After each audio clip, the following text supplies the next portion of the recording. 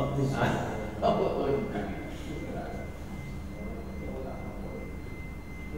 You have own TV or television, or you have radio and newspapers. We have newspaper, but it was suspended 3 months ago, for 3 months recently.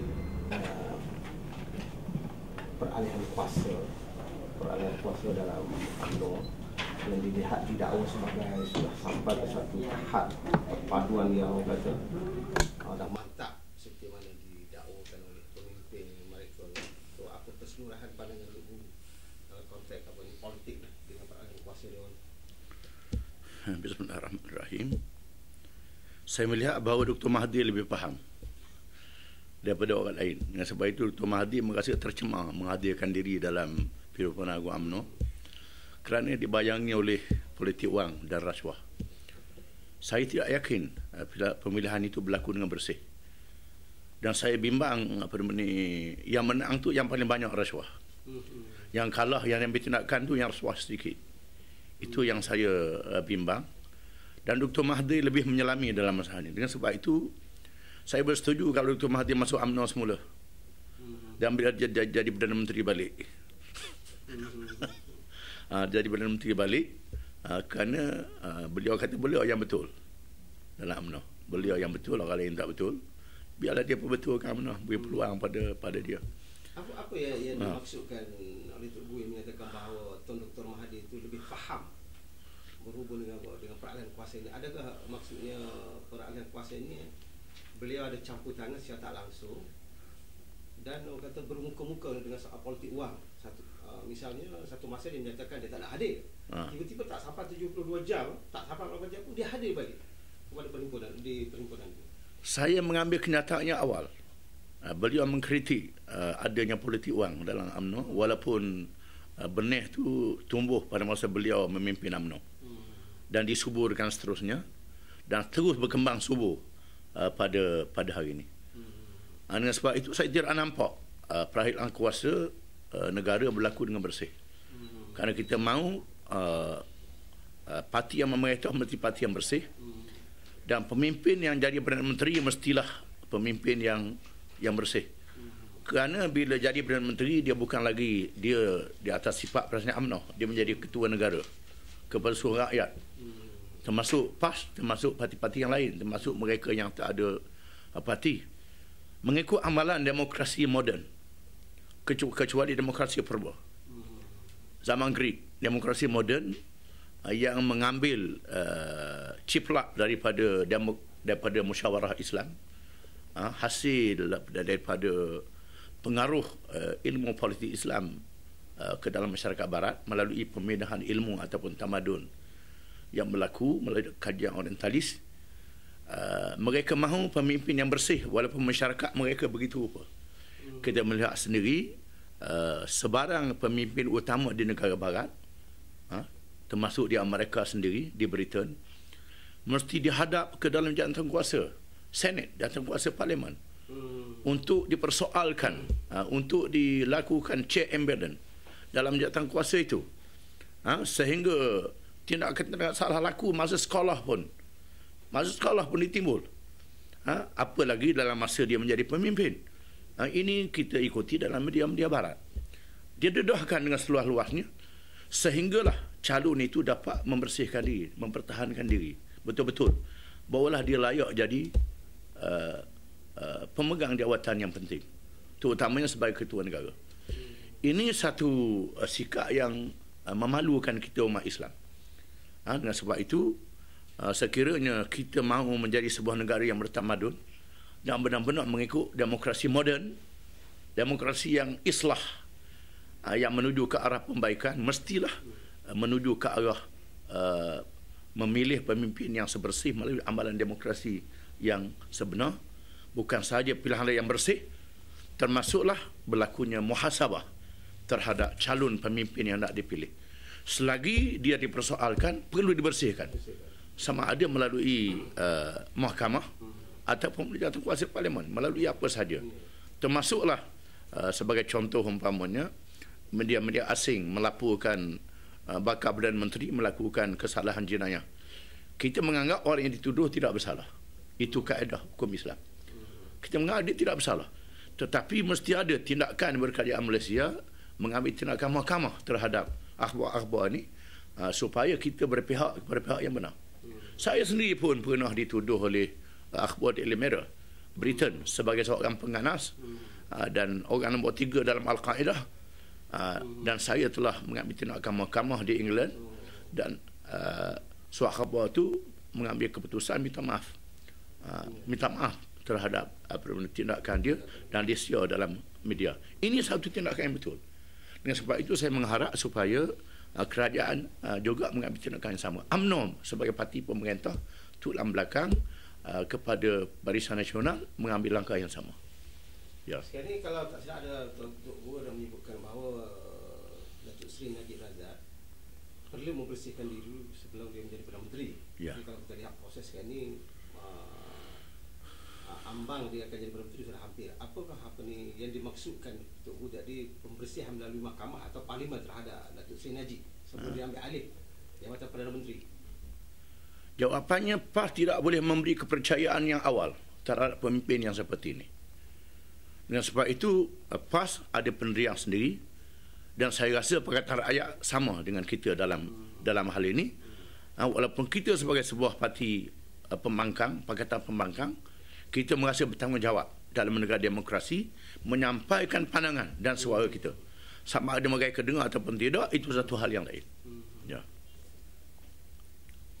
Jadi sebelum ni Tok Gua ada melontarkan idea untuk membincang soal unity government. Ya.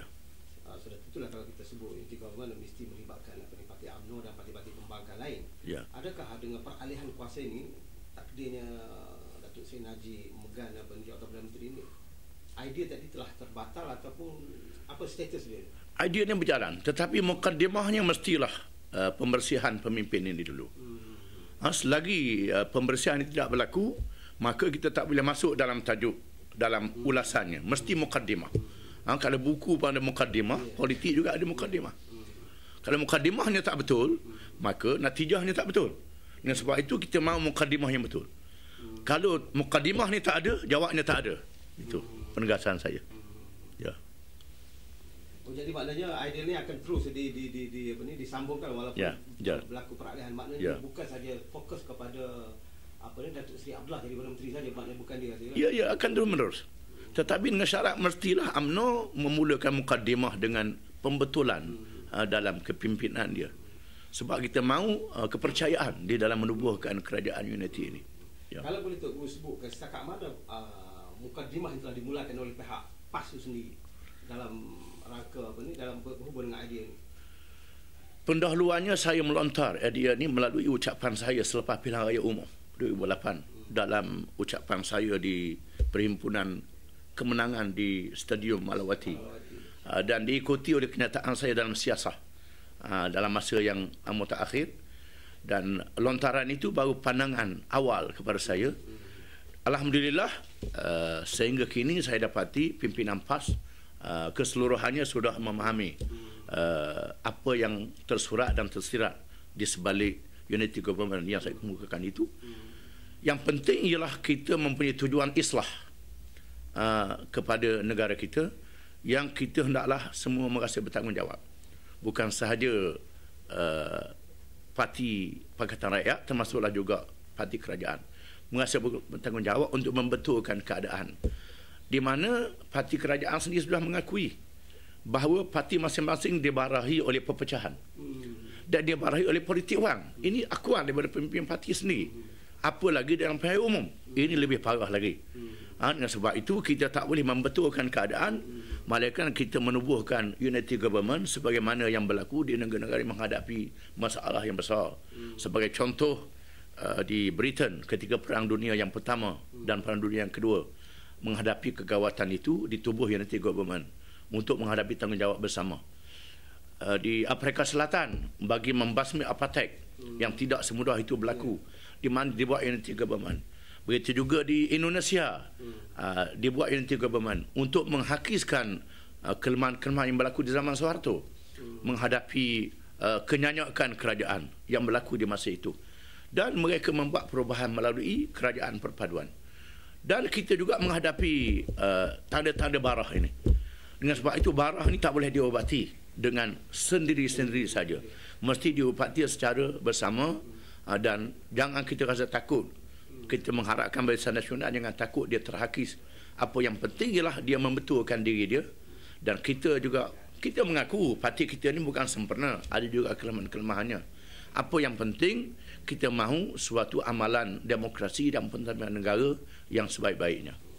Kalau disebut tadi bukan soal apartheid, soal di Indonesia dan di satu tempat itu di segi secara sosial politiknya, di segi modelnya, apakah unity government ada latar belakangnya, ada latar belakang sirahnya dan sejarah Islamnya yang boleh dipandukan untuk nak bentuk unity government? Ya. Dalam hal ini Nabi kita Muhammad sallallahu alaihi wasallam ketika mendirikan negara Islam di Madinah, Nabi kita telah mengadakan perjanjian Madinah. Kalau kita baca sejarah ini, perjanjian Madinah ini melibatkan yang pertama orang Islam, Muhajirin dan Ansar, yang disatukan di atas persaudaraan Islam. Yang kedua, mengajak kabilah-kabilah Yahudi dan Arab menyertai kerajaan ini, sehingga melibatkan kaum Yahudi, Bani Quraizah, Bani Nadir, Bani Qunaiqa dan lain-lain yang bersikap terbuka, dan mereka terlibat dalam kerjasama politik. Dan selepas itu diikuti oleh Kristian Najran dan diikuti oleh musyrikin, kabilah Khuza'ah dan lain-lain, selepas berlakunya perjanjian Hudaybiyah yang mewujudkan sebuah masyarakat perpaduan yang sangat hebat dalam negara yang tak pernah berlaku dalam sejarah dunia, negara masyarakat majmuk yang terkandung di dalamnya rakyat berbagai agama, berbagai bangsa, berbagai budaya, walaupun mengalami keadaan hubungan yang sulit kerana tidak ada alat-alat pembangunan moden di masa itu. Jarak antara satu daerah ada yang berbulan perjalanan, yang bertahun perjalanan. Namun dengan unity persaudaraan Islam yang pertama, kemudian persaudaraan kemanusiaan yang kedua, yang nalurinya benci berkezaliman, ini telah berjaya diwujudkan dalam sejarah Islam. Ya. Ada yang masih tak faham setengah di kalangan, termasuk pemimpin tertinggi Ya. tak faham. Adakah pada pandangan Tok Guru dia orang sengaja tak faham ataupun dia awal-awal telah menolak ni, sehingga kan ada yang menyatakan pandangan itu berbentuk personal, peribadi dan sebagainya. Padahal bila kalau kita lihat dari segi struktur parti, bila presiden bercakap, dia membawa wawasan perjuangan satu parti itu sendiri. Adakah ini disengaja ataupun Tok Guru sendiri itu tidak memaklumkan berhubung dengan idea ini, ataupun sengaja dilontarkan untuk menguji sejauh mana kecekapan kalangan sistem PAS itu memahami soal unity government?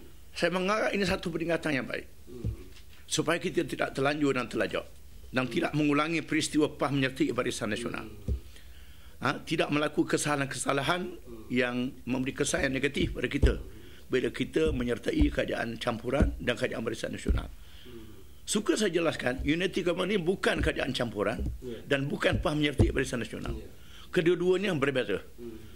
Polisi caranya berbeza, dengan suatu perjanjian yang berbeza, di mana unity government ini kita tidak larut di dalam satu barisan parti kerajaan campuran. Unity government ini kita mempunyai identiti masing-masing, mempunyai pandangan masing-masing. Bahkan UMNO sendiri menjadi parti yang berani. Ahli-ahli UMNO boleh bangkang parti dia. Hari ini orang UMNO tak berani nak bangkang parti dia dalam kerajaan. Kalau dia bangkang dalam parlimen, dia diambil tindakan disiplin. Tidak sebagaimana demokrasi di Britain dan Amerika. Konservatif yang jadi kerajaan membenarkan ahli-ahli parlimen dia bangkang di parlimen, tak diambil tindakan, tak dipecat dari parti. Di Amerika sebagai contoh umpamanya, dalam menghadapi masalah ekonomi, Bush di saat-saat akhir dia telah berjaya menarik sokongan bukan sahaja daripada parti dia, bahkan daripada parti lain yang menyokong dia. Bahkan parti dia yang bangkang dia pun dia tak ambil tindakan disiplin. Ini satu amalan politik yang sihat yang perlu kita ambil iktibar. Dengan sebab itu saya merasakan bukan sahaja menjadi anjakan paradigma kepada politik negara, bahkan anjakan paradigma kepada parti-parti politik menjadi lebih matang. Selepas itu kita pelihara, kita bertanding lawan sama. Satu kita berlawan semua balik lepas itu. Ini satu cara yang saya rasa lebih sihat, dan kita mesra dalam kerajaan, kita berbangkang dalam kerajaan, dan kita bertanding dalam pilihan raya, kemudian kita bercantum balik. Ya. Ya. Macam mana tindak balas atau reaksi pada pihak pembangkang Pakatan Rakyat lain, DAP dan Pakatan Rakyat? Maknanya reaksi secara lisan yang diberi maklum kepada Tugu berhubung dengan unity government. Semua mereka yang cintakan perpaduan dan cintakan kebaikan bagi negara, bukan sahaja dalam Pakatan Rakyat, pada dasarnya bersetuju.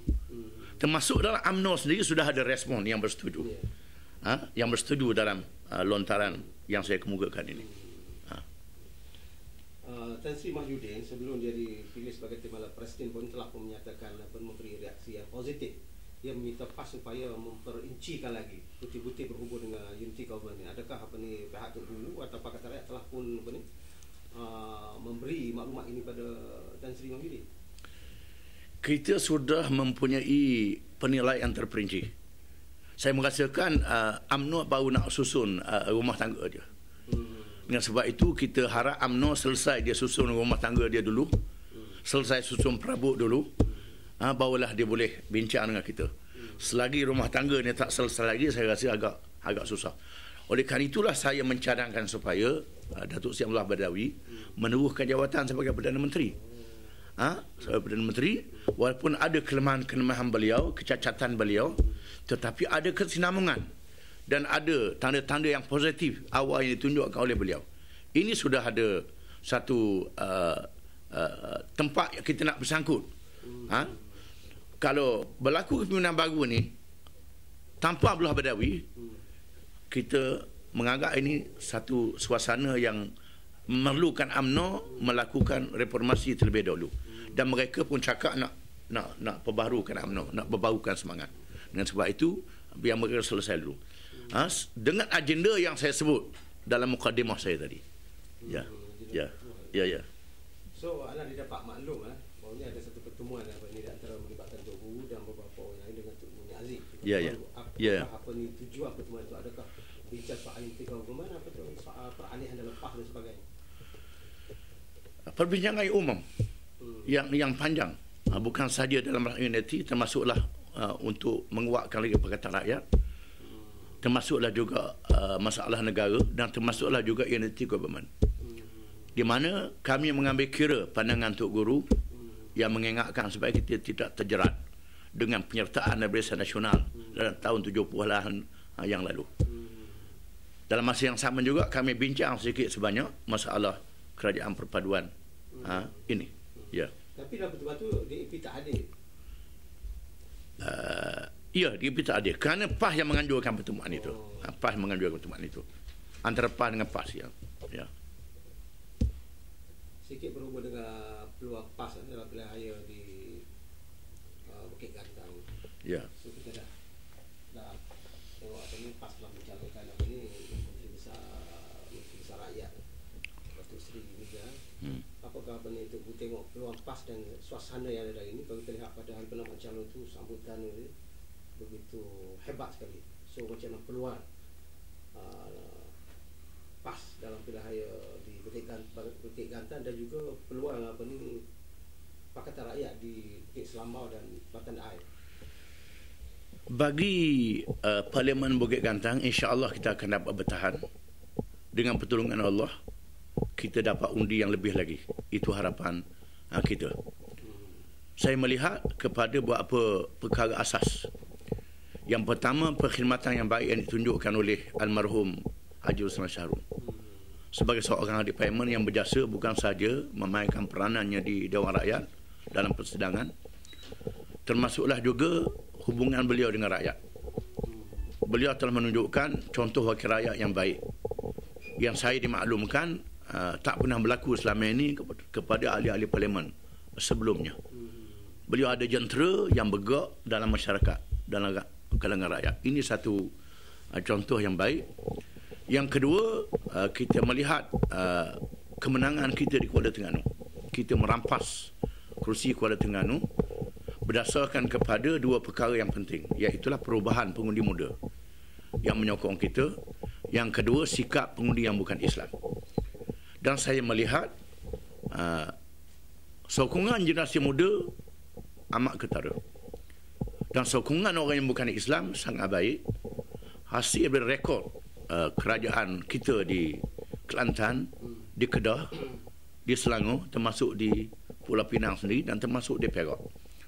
Walaupun langkah yang diambil oleh Yang Muhammad Haji Nizar adalah awal, tetapi menunjukkan tanda-tanda yang baik yang diterima oleh masyarakat yang bukan Islam. Walaupun UMNO memamukkan tindakan ini, kita melihat langkah yang diambil yang untuk membela rakyat yang berhak tanpa mengira kaum, tanpa mengira agama.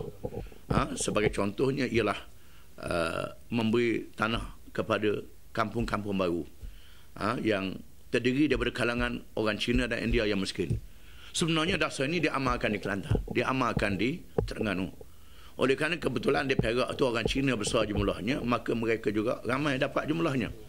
Dalam masa yang sama, diberi hak juga kepada sekolah agama rakyat, di samping sekolah jenis kebangsaan, dan juga kepada orang-orang Melayu yang tidak mempunyai tanah tempat kediaman dan untuk pertanian. Ini dilakukan dalam masa yang sama, tapi ini digelapkan. Berbeza dengan polisi Barisan Nasional yang menyempitkan kemudahan kepada rakyat miskin untuk dijadikan umpan pilihan raya. Dalam masa yang sama, mereka memberi kemudahan kepada kalangan kaya raya Cina, India, Melayu yang memiliki tanah yang lebih luas, yang lebih banyak, yang menjadi penyanggak-penyanggak besar dalam ekonomi negara. Ya. Terakhir berhubung dengan saya nak refleksi berhubung dengan perubahan dalam UMNO. Ya. UMNO telah berubah, boleh katakan 80% atau hampir lebih dari 80% berubah di segi kepimpinan dan sebagainya. So kita faham PAS juga akan menghadapi muktamar yang melibatkan pemilihan pada tahun ini. Ya, ya. Adakah ada wat-wat yang boleh Teguh merasakan bahawa PAS juga akan melakukan perubahan? Kalau tidak total pun perubahan yang agak mencemaskan juga kemungkinan PAS. Saya merasakan PAS mempunyai dasar yang kukuh. Dan ahli-ahli PAS istiqamah, konsisten dengan dasar Islam yang kita perjuangkan. Melalui program tarbiyah yang kita anjur, di mana amalan politik wang, alhamdulillah kita bersih. Lobby-melobi yang kotor ini insya-Allah tidak berlaku dalam PAS. Makin hari makin baik.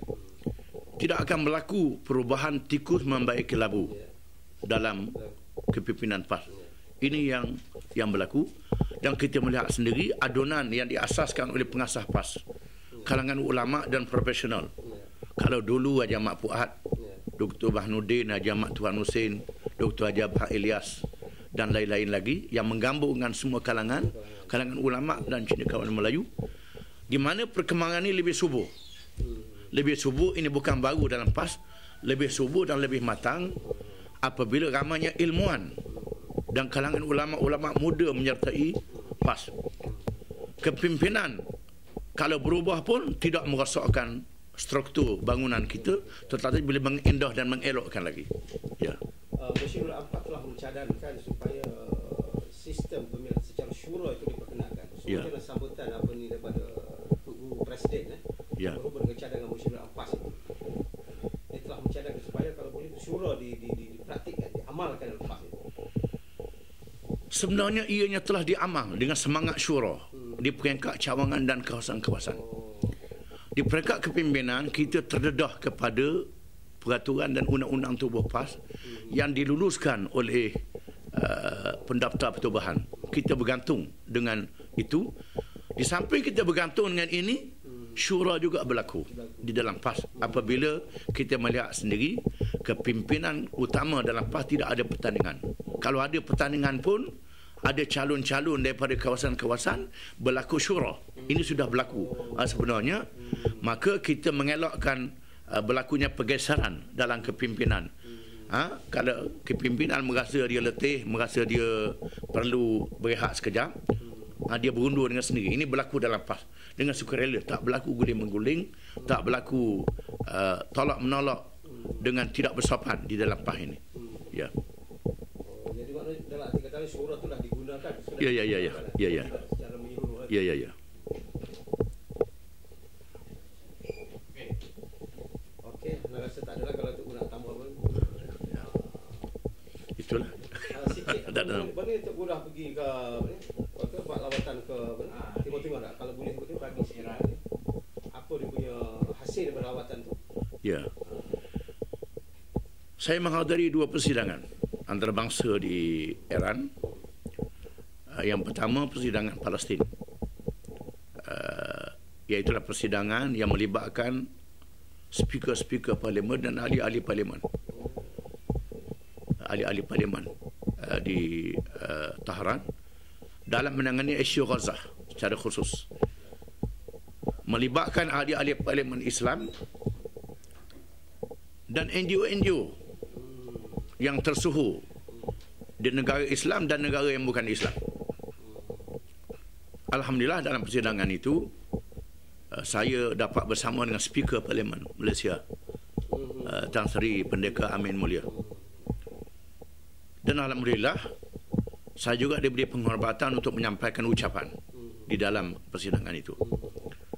Dan kita telah menghasilkan satu resolusi bersama yang melibatkan kepentingan politik umat Islam secara khusus, menyokong Hamas sebagai satu pertubuhan yang sah, kerana pertubuhan ini menyertai pilihan raya yang adil dan menang dalam pilihan raya.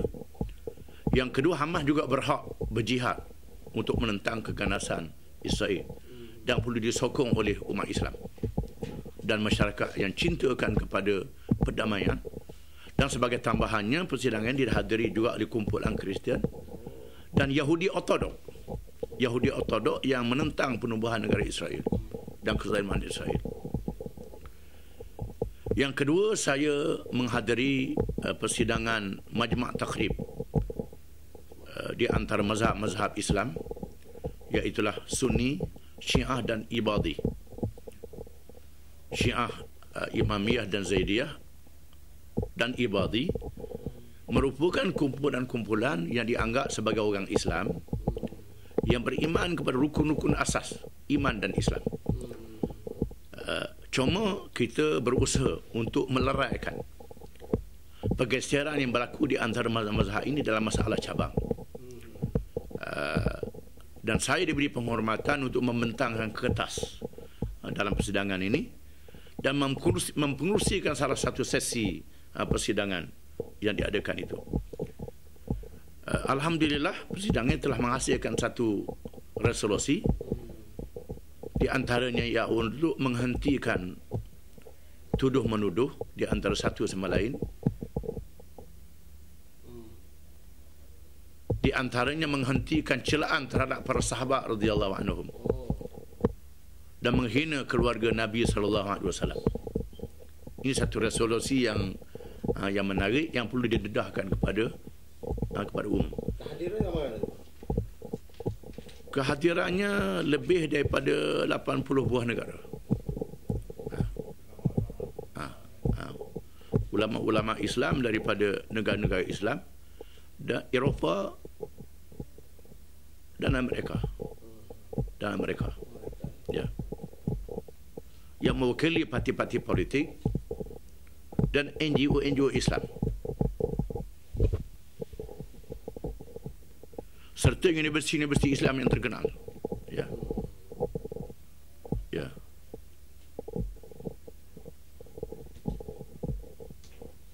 Ya.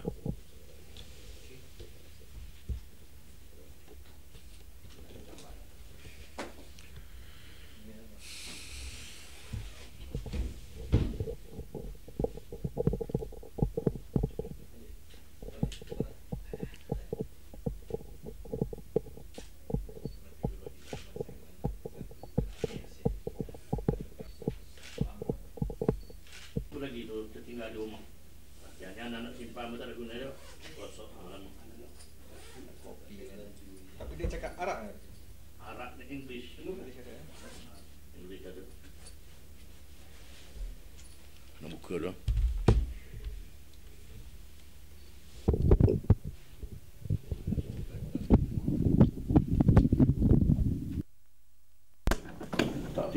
dalam.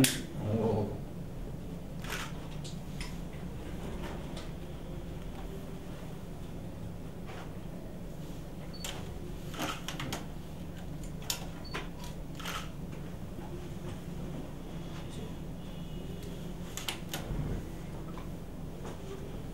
Di Iran. Iran.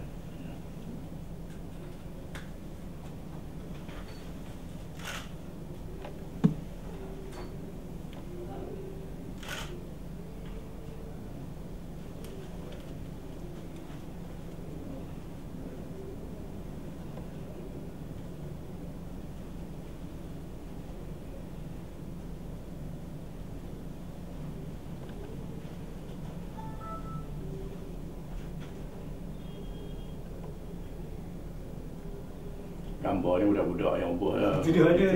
Nah, Itu di mana tu? di Fujairah. Oh. Fujairah.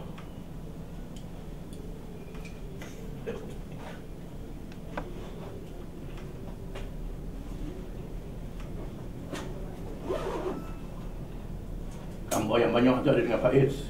Oh, maksud ada. Faiz Gambar presiden itu ada? Ada dengan Faiz, dengan Gambar Faiz. Faiz. Ambil Faiz. Masuk mana siasat kita harkah dah tak ada.